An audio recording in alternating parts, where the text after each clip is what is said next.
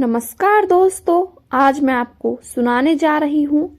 बेटा और बहू ने बूढ़े पिता के साथ किया कुछ ऐसा कि 2 दिन भूख के कारण गंवा दी अपनी जान। मेरी माँ ने जाने से पहले यही बोला था कि जब तुम खुद अपने माँ बाप बनोगे तब तुम्हें जरूर समझ आएगी कि माँ बाप को जब अपने बच्चों से दुख दर्द मिलता है तो कैसा लगता है। किशन और पिस्ता एक गांव में रहते थे।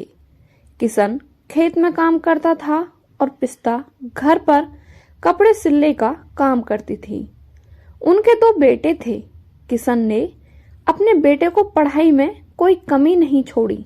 दोनों लड़कों ने 12वीं की परीक्षा बहुत अच्छे अंकों से पास की। उसके बाद बड़ा बेटा ऋतिक ने बीएससी में एडमिशन ले लिया और छोटा बेटा आर्यन ने बीए में एडमिशन ले लिया। कुछ समय बाद दोनों को नौकरी मिल गई। किशन और पिस्ता खुश थे और सोचते थे कि अब इनकी शादी करके इनका परिवार बसा देते हैं।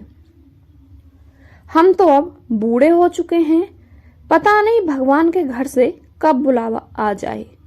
दोनों बेटा की शादी बड़ी ही धूमधाम से की थी।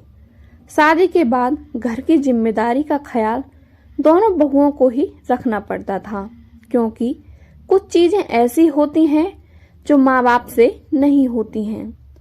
पिस्ता और किशन जी आराम से अपनी जिंदगी काट रहे थे। 2 साल बाद ही उनकी जिंदगी में वह पल आया जब उनका पोता उनकी जिंदगी में आया। आज भी याद है वह दिन जब हमने उसे पहली बार अपनी गोद में लिया था।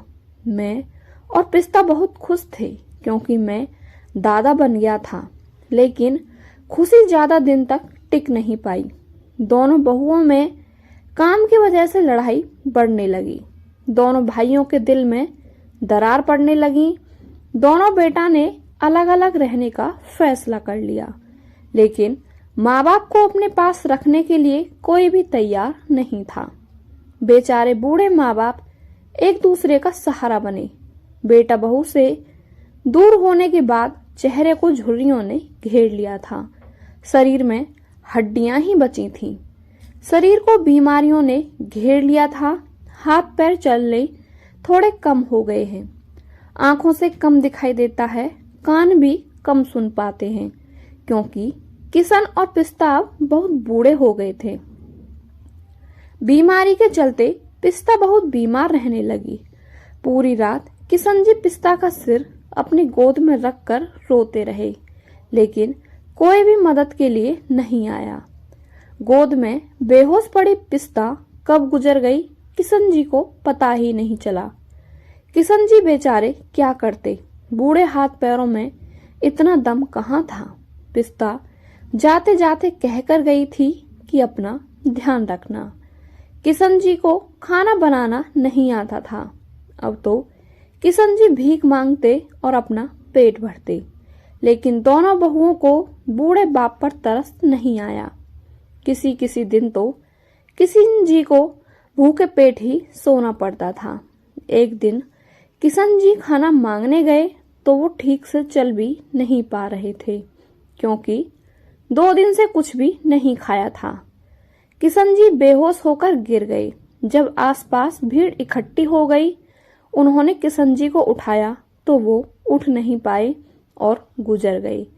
ये वही माता पिता हैं जिन्होंने बचपन में बच्चों को उंगली पकड़कर चलना सिखाया, हाथ थामकर सड़क पार करना बताया, खुद के निवाले से पहले बच्चों को खिलाया।